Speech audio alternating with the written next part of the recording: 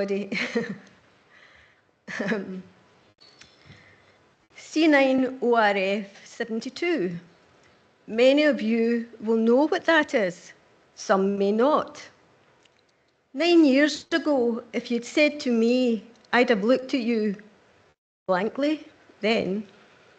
One day at the age of 51, after a period of things being not quite right, and following a series of tests, my consultant told me I had a mutation of a gene, C9ORF72, which could either present itself as motor neurons disease or frontotemporal dementia.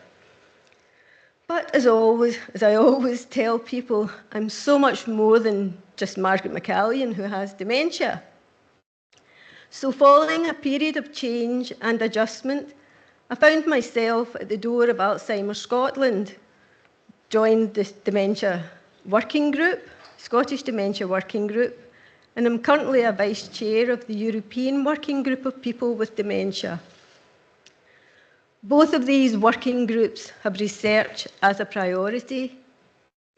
The European Working Group contributes to research conducted by external organisations and have co-authored articles on the topic of the importance of public involvement in dementia research. The Scottish Dementia Working Group is committed to working as partners in research, promoting confident conversations in research, and supporting the commissioning of purposeful dementia research. To drive forward our commitment to research, we've established a subgroup of members with a particular interest in the subject, of which I am pleased to be a member. Our dementia research works closely with research partners such as the Alzheimer's Scotland Centre for Policy and Practice, who presented us last year with an Inspiring People Award for a decade-long partnership with them, Brain Health Scotland and Scottish Brain Sciences, the Centre for Brain Sciences at Edinburgh University, where earlier this year we had a very fascinating tour of the labs, learning about living brain tissue research and fruit fly dissection, and of course, the Scottish Dementia Research Consortium. We consider and make decisions on dementia research-related requests received by the Scottish Dementia Working Group, and taking account of the meaning and purpose of the research and how it might contribute to progressing our wider priorities and focus areas. And we determine the level of involvement that the group will have any particular dementia research project. With our ladder of participation, whether co-production as people with personal experience working together in all aspects of dementia research, project with researchers, practitioners and the public from the start to the end of the project, including shaping the nature of project, its aims and objectives. Participation as volunteers who have given permission to take part in research. The research project by contributing data and sharing personal experience to provide information that researchers need to answer important questions. In consultation, providing opinions, advice, information or knowledge from lived experience.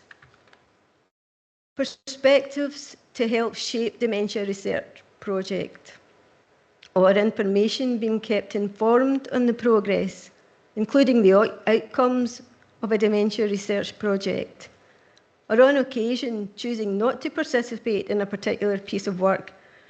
Perhaps it doesn't fit with the group's priorities, or because we don't have the capacity within the group at that time of the request.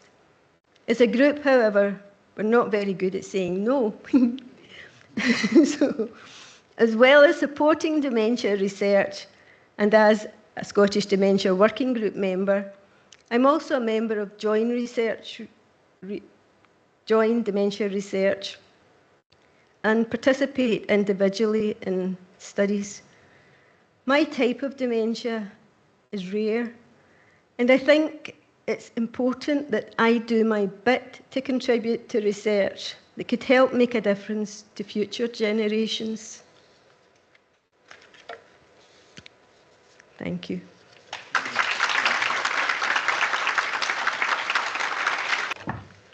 Good afternoon. I am Stuart and I'd like to thank you for giving me the opportunity to share my personal experience, why I take part in the research and my hope for the future.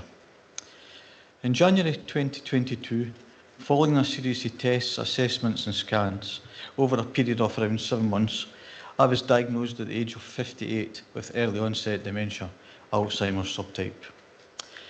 My grandmum and aunt all have had or have dementia. So it was at the time when I was being assessed, I received the opportunity to have genetic testing to see if I had any of the identified genes. So you can imagine how surprised I was when I advised I do not. That was when I thought about how can I contribute and help future generations. So for me, it was obvious that I can now provide a perspective as someone having dementia. It would be foolish not to share that perspective and give my experiences to give researchers a dimension that they do not have, and in turn for them to understand dementia better. I take part in research as I still see myself as relatively young, although I'm now 60 and counting. I assess that I'm still reasonably fit and healthy, well apart from the brain, and I still go to the gym and work out at least 3 times a week. I currently live well, and in fact, I live very well with dementia. However, I am under no illusions that this is not going to last. And it's now approaching 2.5 years since my diagnosis. So in the words of that well-known phrase, make hay while the sun is shining. So I take part in everything I possibly can whilst I can. As I know there'll be a day that will not be possible. I do know that it's too late for me, but it's certainly not for future generations. Since my diagnosis in 2022, I have taken part in many research studies ranging from the PROTECT study, studies analysing speech, many different cognitive tests, questionnaires on different topics, studies involving designing homes for healthy cognitive ageing, a study using artificial lighting which could help support better sleep quality and associated apps for lighting, providing survivor samples, taking part in fitness studies, using devices to collect data, and I'm currently taking part in the ELNA longitudinal cohort study. These studies are mainly undertaken via University of Stirling, Joint Dementia Research, Great Minds or Scottish Brain Sciences. I believe that by involving people with lived experiences in research ensures that the studies and research addresses real-life challenges and issues faced by those living with dementia. Lived experience can and does bring that particular experience and expertise to understanding issues. In many instances can bring solutions to how a particular problem or situation emerges and how best to resolve and respond to it and prevent it in the first place. It can also bring unique perspectives. It may also identify gaps, prejudices or limitations that researchers might overlook. The flip side of this, that can give the participant in the research a real sense of purpose. My hope for the future is certainly brighter than when my mother was diagnosed in 2014, especially with the breakthroughs that we have witnessed in recent years, although, as you all know better than me, we're not quite there yet. I do believe that cure will happen one day and not in the too distant future, which is thanks to all the wonderful work carried out with people like yourselves. But in the meantime, please continue your amazing work improving diagnosis, especially earlier diagnosis, as this must play such a big part in the end game, and of course promoting brain health, which ultimately will create a brighter future for all of us affected by dementia in some way. So thank you all for everything you can contribute. You are making a difference. Thank you. Hello, I'm Rynagh. When you first get a diagnosis of dementia, in my case Alzheimer's, your world is thrown off its axis. Everything shifts.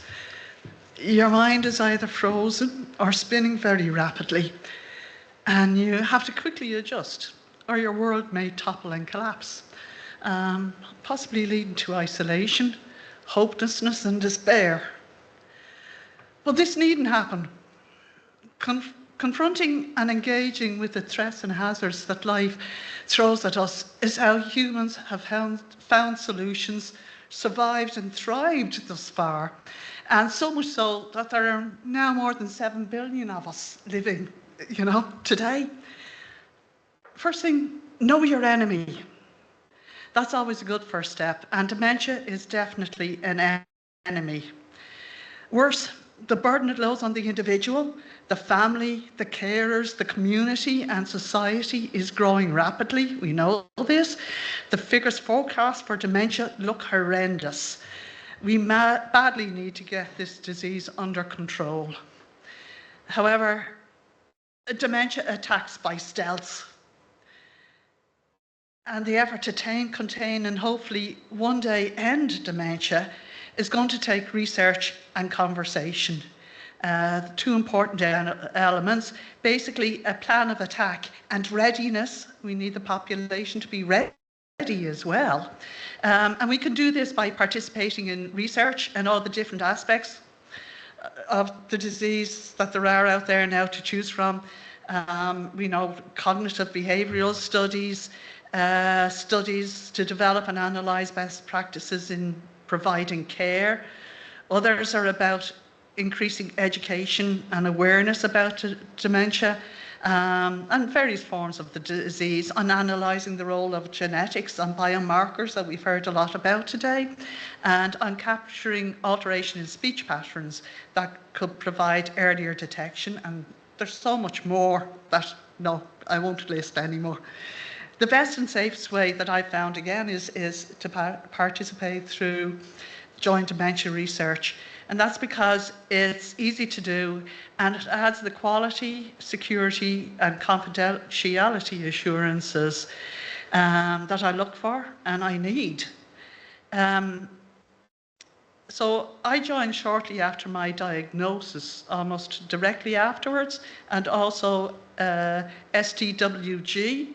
And between the two, I have found a home, I feel, in terms of inclusion, being able to converse, to learn about the disease as it progresses.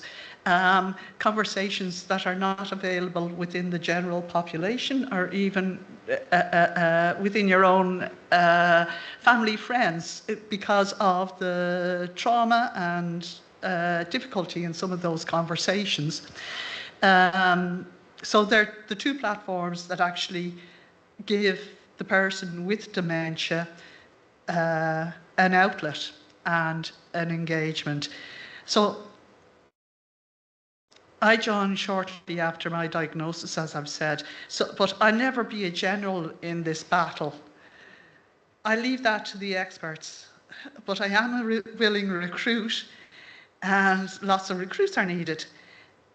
And for those of you here today who are the generals and who are leading and conducting the research, I salute you. Thank you. So my name's Elaine and I'm on the National Dementia Carers Action Network, which is quite a tongue twister. So I'm a former carer for my mum who died just in January after quite a long illness with dementia. And watching her decline is what made me want to be involved and make better experiences for others going through it. I first became aware of the importance of research in dementia hearing Professor Craig Ritchie, as I'm sure many of you will have heard, give an enthusiastic talk, and I was hooked. So I then became a member of Joint Dementia Research, where I am on the PROTECT study, the same as Stuart. And this looks at how brains age and why some develop dementia and others don't. It involves doing things like online questionnaires, cognitive tests, assessing lifestyle, reasoning, and a DNA sample and it's running until 2040. Likewise, I'm also on a Predict Parkinson's disease study, which is similar, but includes movement exercises, which is always a bit fun to do. That's all based on the computer. I've taken part in telephone interviews with the university staff and some carer studies. And all of this I do in the hope that somewhere in the future someone will benefit, whilst meantime hoping that somebody here in the audience will find a cure. In around 2019, I think it was, Professor Debbie Tolson invited NDCAN to be involved in research along with the Alzheimer's Scotland Centre for Policy and Practice and the University of the West of Scotland. And this has led to us doing ongoing research around how carers manage risk. It's opened so many doors for us into the research world, and when the Scottish Dementia Working Group joined us, we now have to fight off invites for research. So we now carefully filter those applications. So the Active Voice Research Group consists of members from NDCAN and the Scottish Dementia Working Group and is chaired by Professor Martin Rosser.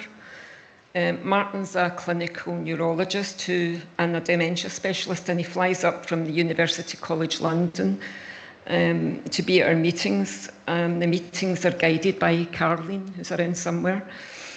So the Alzheimer's Scotland Student Research Programme is a commitment, along with the Scottish Dementia Research Consortium, to improve research in Scotland in line with brain health and dementia research strategy. So funding was provided for 2 Master of Research students with the themes of living with dementia and diagnosis. Last year's MRes student, I think some of you may have heard her yesterday, was Kelly, and she's researching how a trauma-informed approach can be used when getting a diagnosis, or giving a diagnosis rather, to someone with early onset dementia. And you probably hear from some of the group just how important that is. Kenny can tell you very coherently how traumatic that can be. So the Active Voice team have reviewed and shortlisted applicants who all had to submit a layperson's application. Let me just say that some were much better at this than others. Some of the reading went right over our heads. So researchers need to be able to communicate with people with a dementia diagnosis and use non-discriminatory language, not easy to say. So we interviewed applicants, we set the questions, and we made a collaborative decision on which researchers were successful. We enjoyed the process, and we feel that we're making worthwhile contribution to this. We're all very aware of the decisions that we make and the implication that has for the wider network, and our hopes are that it will bring about positive changes for people living with dementia and their care partners. Our involvement, thank you, it really makes our research meaningful and relevant to the issues that concern us. So thank you for inviting us. My name's Frank O'Hagan, and I'm a member of NDCAN also. And can I start by saying that as a group, we are most interested in the various research projects in which you are engaged. We do appreciate very much and value the progress currently being made across Scotland. And we feel that as researchers, you are to be congratulated. I was a carer for my wife for over 10 years. She was a bright, cheerful, loving wife, mother of 3 children. Of our 3 children, she was also a talented artist and enjoyed displaying and selling her paintings in many exhibitions. However, her career was largely, but not exclusively, as a teacher of art and design in both special and comprehensive secondary schools. Can I say I still blame myself for not realising that she was showing signs of onset of dementia. There's a bit of guilt there. It took a substantial period of time before she was diagnosed, probably but not verified, as Alzheimer's disease. And when this was confirmed, I was determined to care for her at home. But I was very ill-informed about services and support available in the community, and nevertheless thought that I could manage our circumstances and meet Elise's needs. I was totally wrong, and our daily lives on occasions were indisputably difficult. Carers need to know what's happening, and I just can't believe that I didn't know what was going on at the time. So it took a considerable toil and endeavours to discover the best strategies and resources which would enable my wife to live well with dementia. And I remain very grateful for the advice and support I received from Alzheimer's Scotland to send me along a constructive pathway. From that start with Alzheimer's Scotland, our lives together became much better, and we did try to follow that slogan, living well with dementia, which Alzheimer's Scotland continually pump out in a very positive way to the world at large. And likewise, that's where you come in as researchers, because I, along with members of NDCAN, have found very helpful research to be accessible and across what you might call a template of two continuums.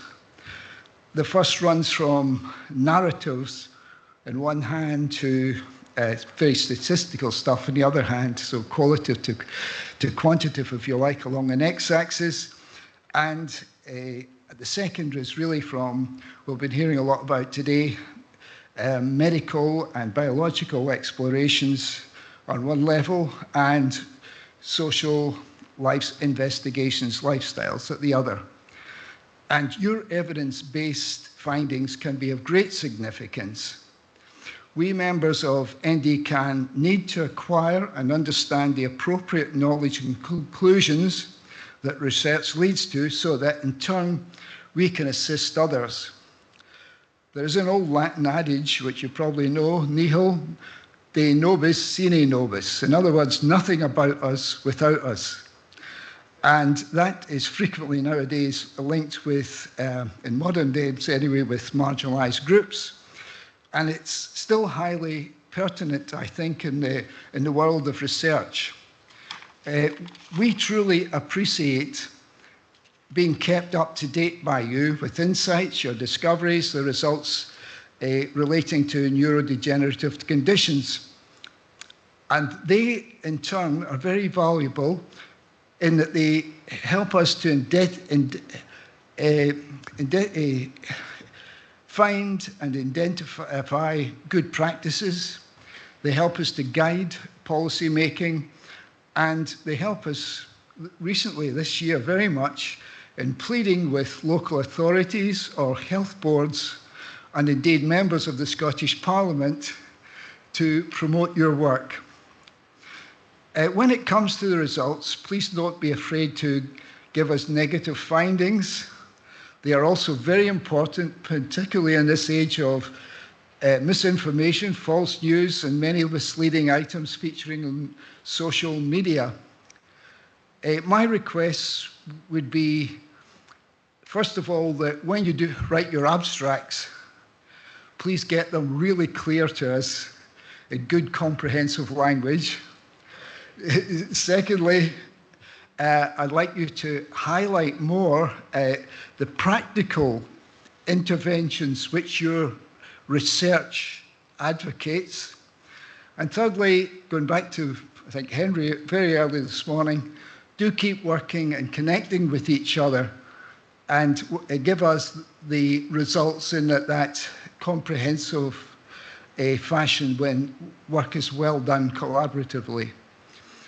Finally, I've been told from different sources that there'll soon be genuine breakthroughs regarding dementia, and heard hints that all will be resolved in 10 years, in 5 years, and even in 2 years. Now, that's not how I would personally view the situation at present, and I think neither would members of NDCAN. Instead of, we need to think not in terms of specific dates or specific times, but more thinking about a time scale. In other words, there will be a series of many major advances, and they will provide a trajectory along which researchers can make progress from one breakthrough to the next. In other words, it's possible that everybody's right there. It could be 10 years, it could be 5 years, it could be 2 years, and it will go on. And you have a very important role to make in that, in terms of that progress. So I'd like you to just be absolutely clear. You're in it for the long haul, and I hope you think that's okay. I hope you have got a lot in the coming years to have a lot of good news to give us and for us. In any case, in your endeavours, I wish you very good luck. Thank you. Hello everyone, my name is Marion Ritchie, and thank you for staying to the end to listen to us. From Margaret and Rynagh and Stuart, and also from Elaine and Frank and myself.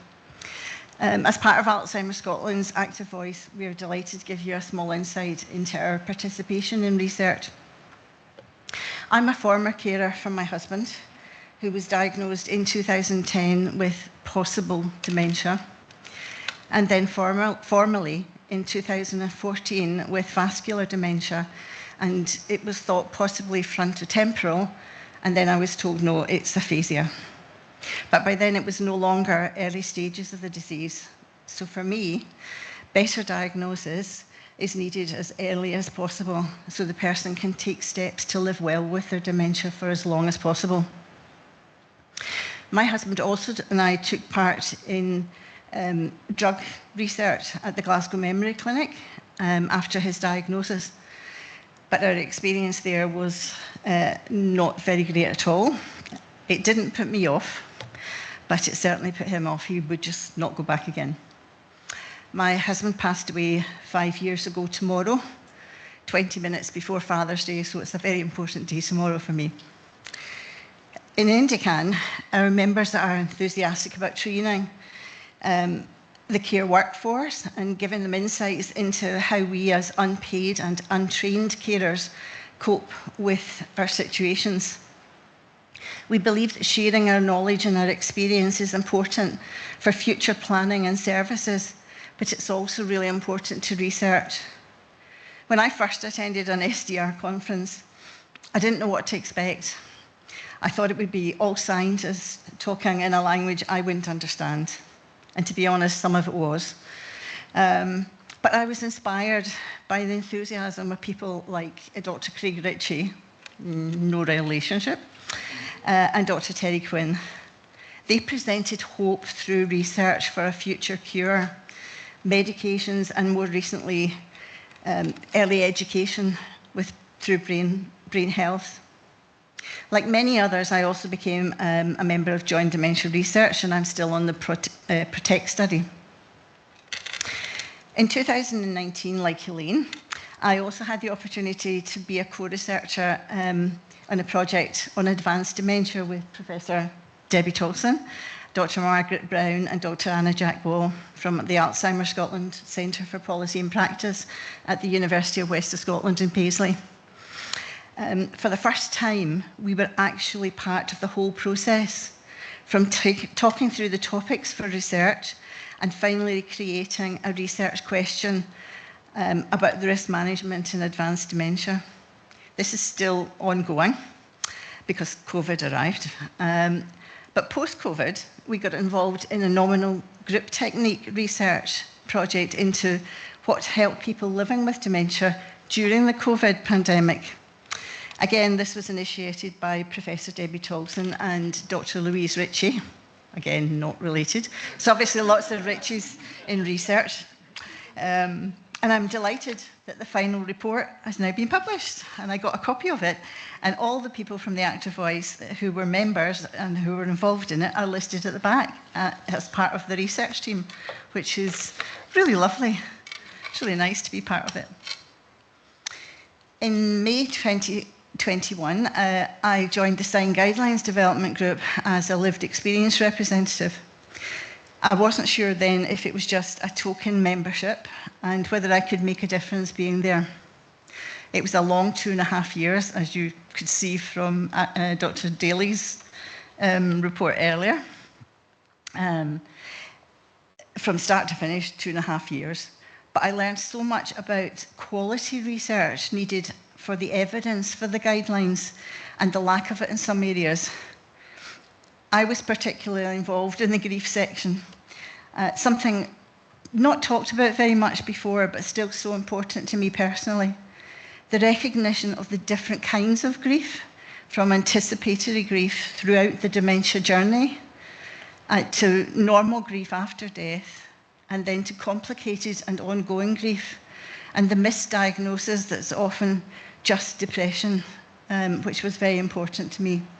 And I hope this opens lots of more research opportunities too, not just involving carers, male and female, but also people with a diagnosis. We all go through the same or similar grief processes, and it just needs so much more research. Dr. Adam Daly and Professor Terry Quinn also spoke today about the opportunities from the guidelines.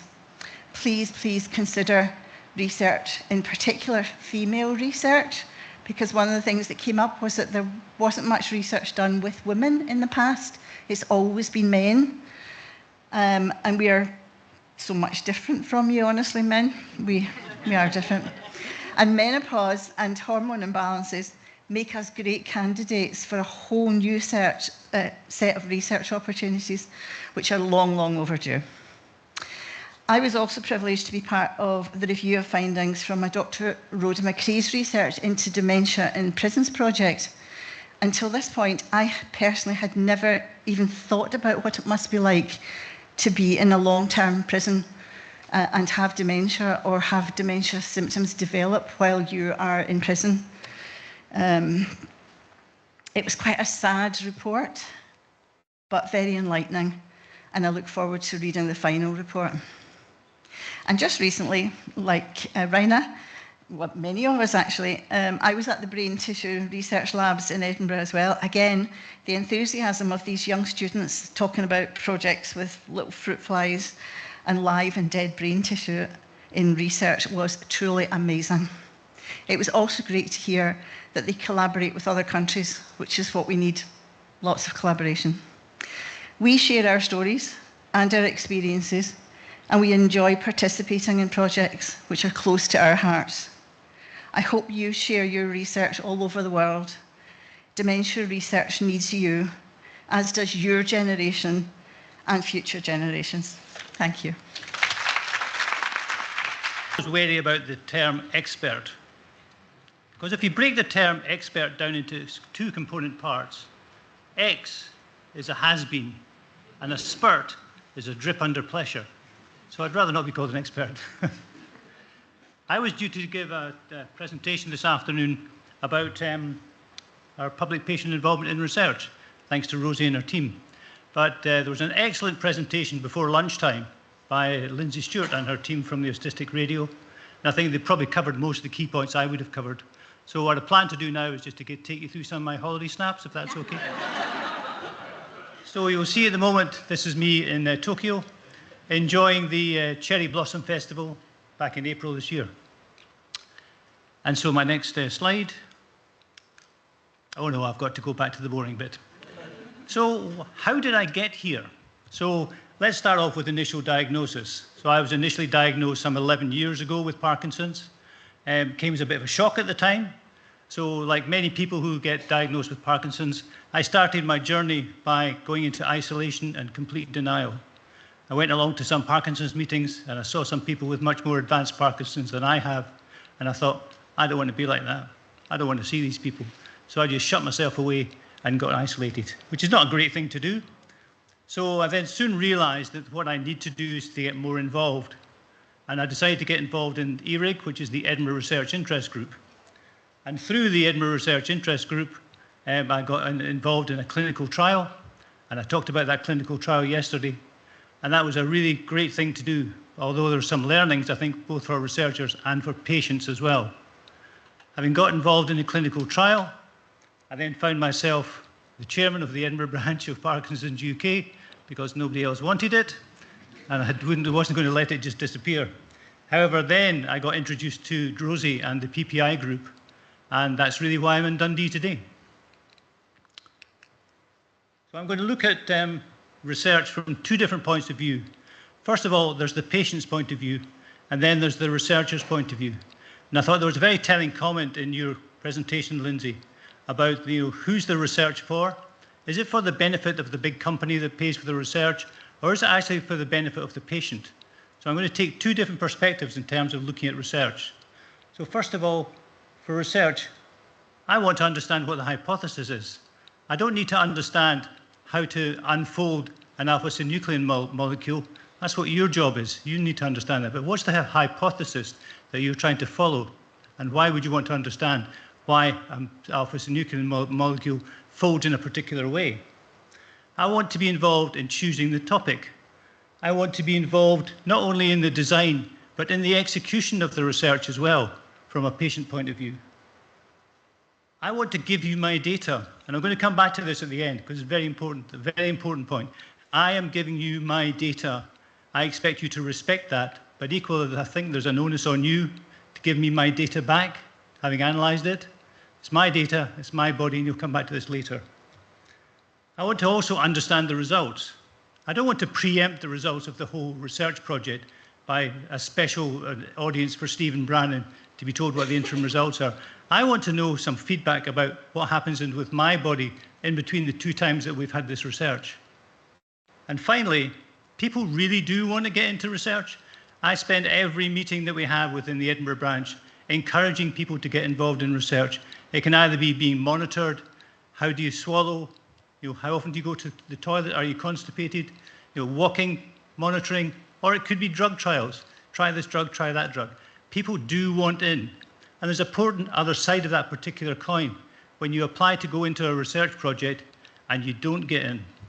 So think of the disappointment from the patient's point of view. They're probably all G'd up, yes, I'm really helping to identify a cure or some form of relaxation of symptoms for my particular illness. But no, I've been rejected by the researcher. So think on that just for a minute.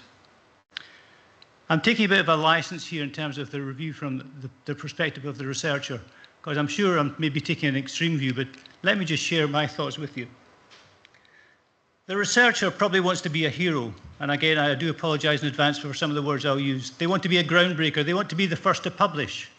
And I guess some of my experiences from a university background, I spent 5 years on the court of one of the Edinburgh universities, and certainly from an academic's point of view, they want the IP, they want to spin out a company.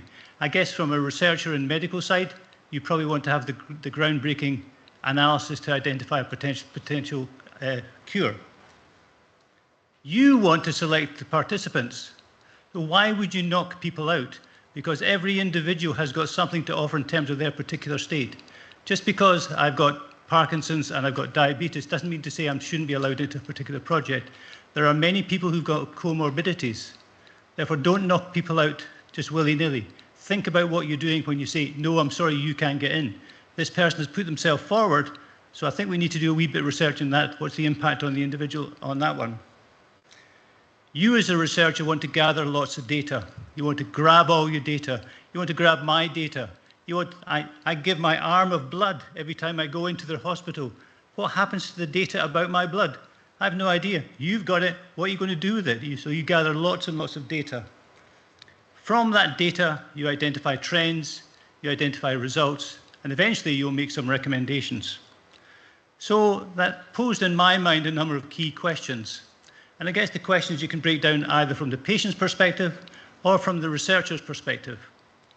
So the patient's thinking to themselves, why was I rejected? What was wrong with me, with my body, with my data that the researcher didn't want? Or the patient might be thinking, am I getting better? I'm taking part in this research with a drug. Am I getting better? Am I stable? Am I deteriorating? Or can I get more of the drug because it is making an impact on my life?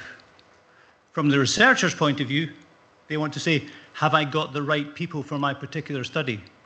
And we need to be maybe a bit more generous with the way we look at volunteers. Maybe you should be taking individuals who've got the different set of characteristics from the one you would ideally like to have. So the researcher is also saying, are the outcomes as expected? I expected this to happen with this particular outcome. Has it happened? We've seen a number of occasions during these presentations today. You don't always get the result that you expect. Are there any adverse side effects? Have we got enough data?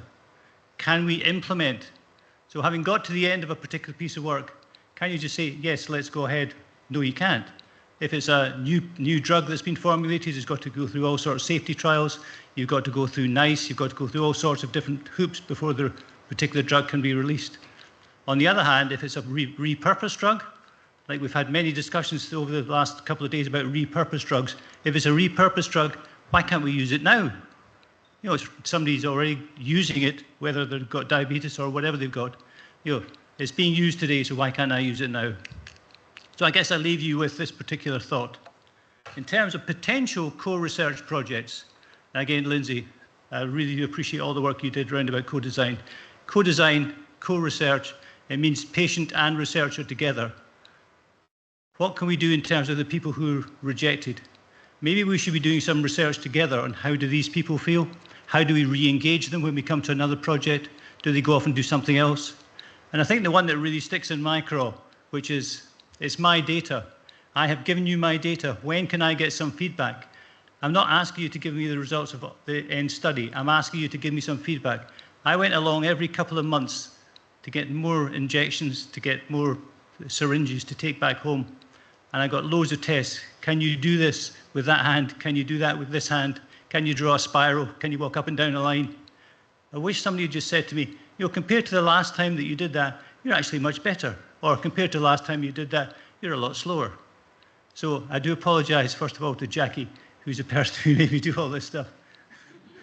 I'm not asking for the results of the study. I'm asking for a wee bit of feedback about how my body is reacting.